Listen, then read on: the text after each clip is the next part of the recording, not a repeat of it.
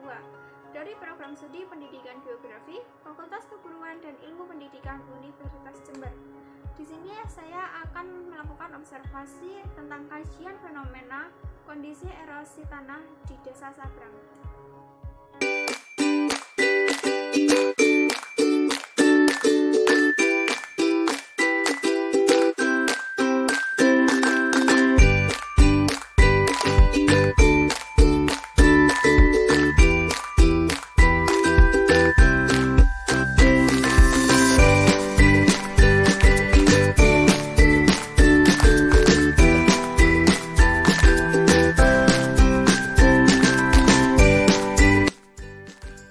Erosi tanah merupakan suatu peristiwa yang terjadi karena adanya aliran air ataupun angin, atau dapat disebut juga perpindahan material tanah dari satu tempat ke tempat lain yang disebabkan oleh air ataupun angin. Jika erosi terjadi di aliran sungai, maka material yang terbawa akan diendapkan atau melalui proses sedimentasi di daerah yang rendah.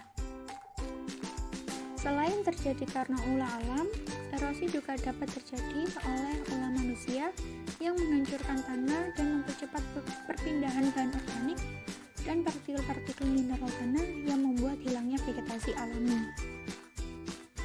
Sungai merupakan tempat aliran air yang berasal dari dataran tinggi atau disebut juga dengan hulu yang mengalir terus ke daerah dataran rendah yang disebut juga dengan hilir.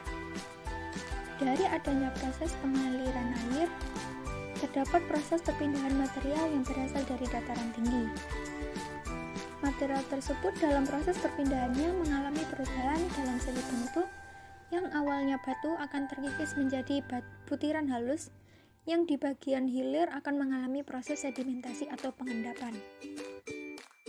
Berikut kondisi di sekitar fenomena erosi. Lokasi sungai ini langsung mengarah ke laut yang disebut juga dengan muara. Sungai ini menghubungkan dua desa, yaitu Desa Sabrang dan Desa Sumberjo. Kedua desa tersebut memiliki konservasi lahan yang berbeda. Pada Desa Sabrang, di sebelah timur sungai cenderung memiliki lahan perkebunan. Sedangkan Desa Sumberjo di sebelah barat sungai cenderung memiliki lahan sawah dan pemukiman. Secara peta geologi, lokasi penelitian memiliki jenis lahan aluvium dengan litologi susunan batuan kerakal, kerikil, pasir, dan lumpur dengan usia kuarter.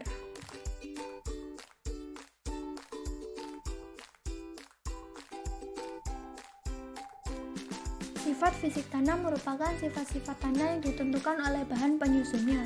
Sifat ini meliputi warna tanah, tekstur tanah, struktur tanah, dan konsistensi tanah. Pada lokasi penelitian ini diketahui bahwa warna tanah memiliki nilai Wi 7,5 YR, Valu 3, dan Chroma 3. Artinya tanah tersebut termasuk ke dalam warna dark brown.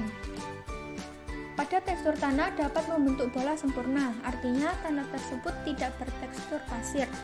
Saat membentuk tanah menjadi pita, memiliki panjang pita 4 cm. Tingkat kehalusan butiran maupun lembut sama-sama dominan, sehingga dapat disimpulkan bahwa tanah tersebut memiliki tekstur tanah lempung keluhan. Dalam uji coba tekstur tanah di lokasi penelitian, bentuk dan tipe tanah masuk ke dalam tipe granular, dengan tipe kelas kasar hingga sangat kasar. Memiliki kemantapan tanah sedang karena agregatnya dapat dipecahkan dengan tangan. Sedangkan dalam uji coba konsistensi tanah dalam keadaan kering bersifat keras, keadaan lembab, dan keadaan basah bersifat agak lekat.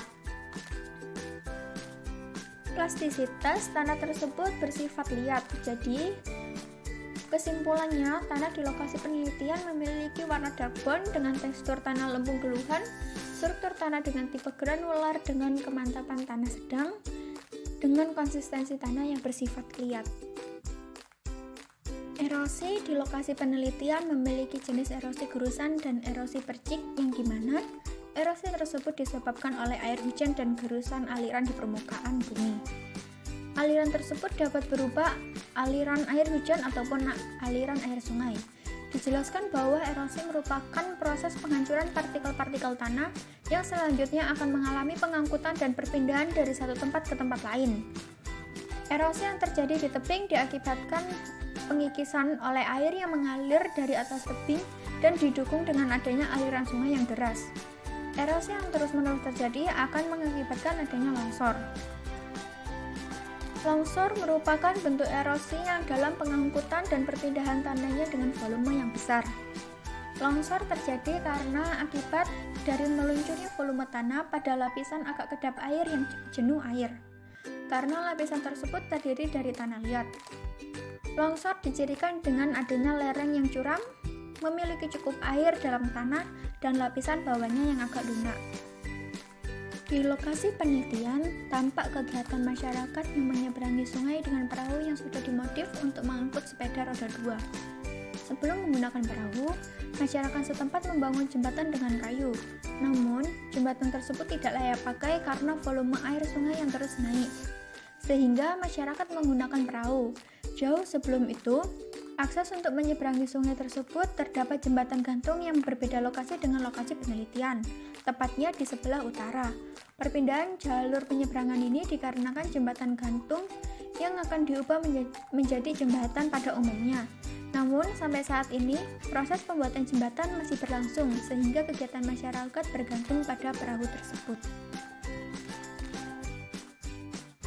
Penyebab dari adanya erosi yaitu yang pertama faktor alam seperti curah hujan, aliran permukaan, dan lereng, dan adanya faktor aktivitas manusia dan pertumbuhan penduduk. Dampaknya yaitu menurunkan produktivitas tanaman. Jika longsor terjadi terus-menerus dan tubuh sungai akan semakin lebar, pemukiman penduduk akan berdampak menjadi kerusakan. Selain itu, dampak dalam bidang ekonomi, masyarakat akan susah menanam tanaman. Lalu, kemampuan tanah dalam meresap air tidak stabil dan akan menyebabkan banjir di sungai dan berkurangnya cadangan air tanah, dan pengangkutan tanah erosi akan diendapkan sungai yang akan terjadi pendangkalan sungai.